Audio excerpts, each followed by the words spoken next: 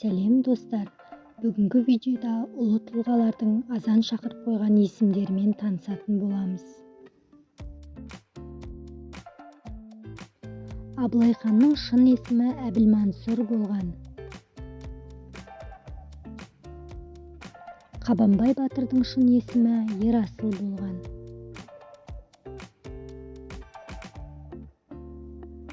Шоқан Уәлихановтың шын есімі Мұхаммед Қанапия болған.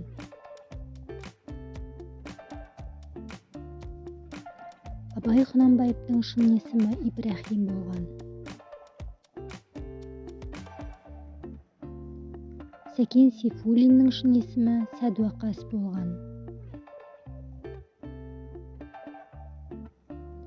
Ыбырай Алтынсариннің шын есімі Ибрахим болған. Бейімбет Майлиннің шын есімі Баймағамбет болған.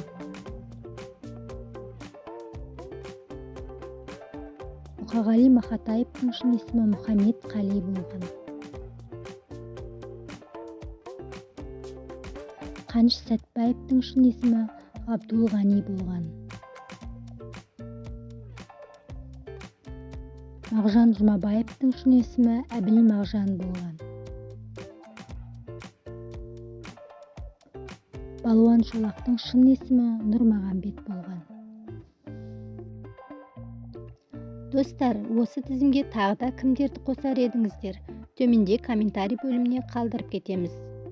Видео пайдалы болса, лайк қойып, арнаға тіркеліп, қоңыраушаны басып қоямыз. Келесі кездескенше сау болыңыздар.